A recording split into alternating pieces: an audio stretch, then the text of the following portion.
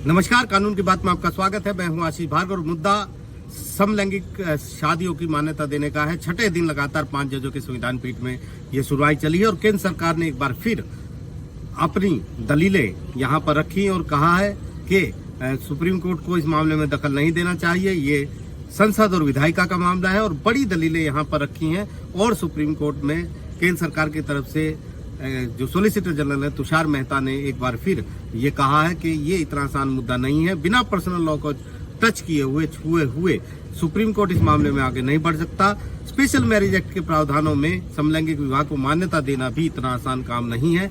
ये और आगे बढ़ाए इस मामले को और जटिलताएं बताएंगे किस तरीके से 160 कानूनी प्रावधानों में इसका फर्क पड़ेगा। उन्होंने ये कहा है कि डोमिसाइल मामले में डोमिसाइल पत्नी होती है, लेकिन गे की शादियों में पत्नी कौन होगी। बच्चे की कस्टडी माँ को देनी है, लेकिन माँ कौन है, कैसे अदालत ये कैसे तय करेगी। इसके अलावा विरासत उत्तराधिकार के मामले में कानून का जिक्र किया कि उत्तराधिकार का कानून कहता है कि पिता, पत्नी, भाई, माँ, विधवा, विधुर इनको जाएगा। तो यहाँ पर कैसे डिसाइड होगा। क्या कोई किसी व्यक्ति की मौत हो जाती है और उसके क्या कोई उसका पार्टनर जो गे पार्टनर होगा वो उनके परिवार को जाकर कह सकता है कि रिश्ते में वो उनकी बहू लगती है। तो ये प्रैक्टिकल दिक्कत है, व्यवहारिक दिक्कतें हैं, कानूनी अड़चने हैं जो सामने आएंगी। तुषार मेहता ने एक और बड़ी दलील यहाँ पर दी। उन्होंने कहा कि जब 377 को लीगलाइज करने की बात थी, डिक्रिमिनलाइज करने की बात थी, समलैंगिक संबंधों में को अपराध से दायरे से बात करने की बात थी, तो केंद्र सरकार ने सुप्रीम कोर्ट के ऊपर इसे छोड़ दिया था कि सुप्रीम कोर्ट अपने विवेक से फैसला करे। लेकिन उस समय भी चिंता जताई थी कि अगर आप समलैंगिक संबंधों को अपराधीकरण के दायरे से बाहर करते हैं तो फिर मुद्दा समलैंगिक शादियों का उठेगा और वो मुद्दा अब उठा है। 5 साल बाद कल्पना ये मानकर ये भी कहा जा सकता है कि कोई व्यक्ति आए और वो कहे अदालत में कि वो अपनी बहन से यौन संबंध बनाना चाहता है, शादी करना चाहता है और ये उसका मौलिक अधिकार है, निजता का अधिकार है, पसंद का अधिकार है और ऐसे में उसे इजाजत दी जानी चाहिए। उसे प्रतिबंधित जो निषिद्ध जो रिश्ते हैं उसमें रोक नहीं लगाई जा सकती। सरकार की कोई इसमें कोई दखल नहीं होना चाहिए। हालांकि चीफ जस्टिस डीवाई चंद्रचूड़ ने कहा कि ये दूर की कौड़ी है, ऐसा संभव होता नजर नहीं आ रहा है और बहुत जगह ऐसा भी है जहां पर ऐसी परंपरा भी है जहां पर मामा की बेटी से शादी होती है।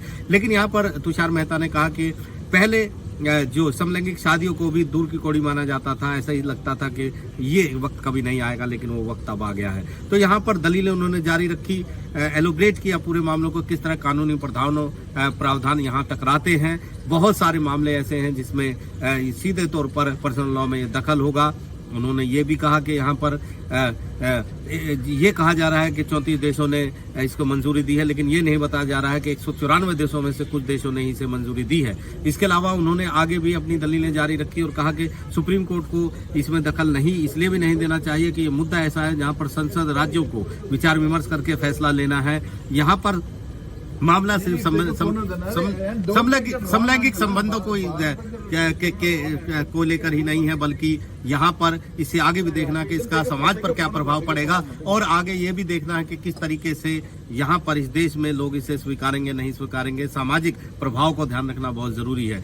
यहाँ पर बहुत सारे सवाल जवाब यहाँ पर किए गए। सुप्रीम कोर्ट ने ये भी कहा कि लंबे समय तक ये लोग साथ रह रहे हैं, ऐसे में ये भी कहा जा सकता है जब लंबे समय से लोग साथ रहते हैं तो एक तरह की शादी होती है। सरकार की भी कुछ जिम्मेदारी बनती है कि समाज के हर वर्ग तक सामाजिक लाभ पहुंचे। तो यहाँ पर सुप्रीम कोर्ट ने केंद्र सरकार से एक बड़ा सवाल पूछा है और कहा है कि क्या ऐसा नहीं हो सकता कि जो सामाजिक लाभ इन लोगों को मिले, लोन की सुविधा, बीमे की बात है, दाखिले की बात है, इस तरह की जो दिक्कतें इन लोगों को आ रही हैं, क्या सरकार प्रशासनिक तौर पर मानवीय पहलू को देखते हुए इनकी मदद नहीं कर सकती है। क्या सुप्रीम कोर्ट ने यह भी कहा कि आप केंद्र की ये जो दलीलें हैं वो काफी ताकतवर दलीलें हैं, काफी शक्तिशाली दलीलें हैं कि ये मामला विधानमंडल के संसद के डोमेन में है। सुप्रीम कोर्ट ने कहा कि इसमें कोई दो राय नहीं है कि कई मामले ऐसे हैं जिसमें कोर्ट को दखल नहीं देना चाहिए, लेकिन यहाँ पर सवाल कई हैं, मौलिक अधिकारों के सवाल हैं।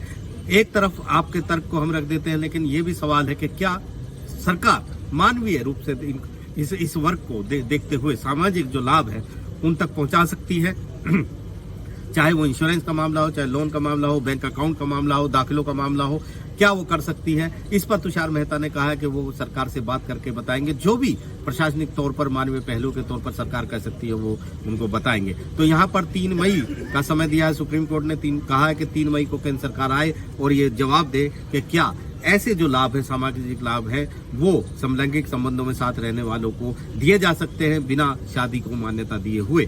तो यहाँ पर एक बड़ी डिबेट यहाँ पर चली है और जो है लगातार केंद्र सरकार इसका विरोध कर रही है। बहुत सारे अभी और भी बहुत सारी गुजरात की तरफ से, सरकार की तरफ से, मध्य प्रदेश सरकार की तरफ से बहुत सारे ऐसे संगठन हैं। जमीयत उलमा हिंद भी अभी बहस करेगा जो इसके खिलाफ है। काफी बड़ी ये बहस हो चली है और काफी अहम मोड़ पर ये है जब सुप्रीम कोर्ट जैसे जैसे बहस आगे बढ़ती जा रही है वैसे वैसे नई चीजें सामने आ रही हैं और सुप्रीम कोर्ट ने भी व्यवहारिक सवाल उठाए हैं। सुप्रीम कोर्ट ने खुद भी कहा है कि जैसे पहले वो सोचता था उतना आसान ये मामला नहीं है। पर्सनल लॉ कहीं ना कहीं यहाँ टकराते हैं। केंद्र सरकार भी ये कह रही है कि ये सिर्फ मामला शादी को मान्यता देने का नहीं है, इससे कहीं ज्यादा बड़ा मामला है, क्योंकि यहाँ पर बहुत सारे कानूनी प्रावधान हैं जो सीधे सीधे इससे प्रभावित होते हैं और अदालत कहाँ तक इस तरह के आदेश देगी, ये संसद के डोमेन का मामला है, संसद को ही निपटना चाहिए। तो काफी अहम मोड़ पर ये सुप्रीम कोर्ट में 6 दिन की सुनवाई हुई है। 3 मई को इस मामले की अगली सुनवाई होगी और सुनवाई का सभी को इंतजार रहेगा। नई दिल्ली से आशीष भार्गव, NDTV इंडिया।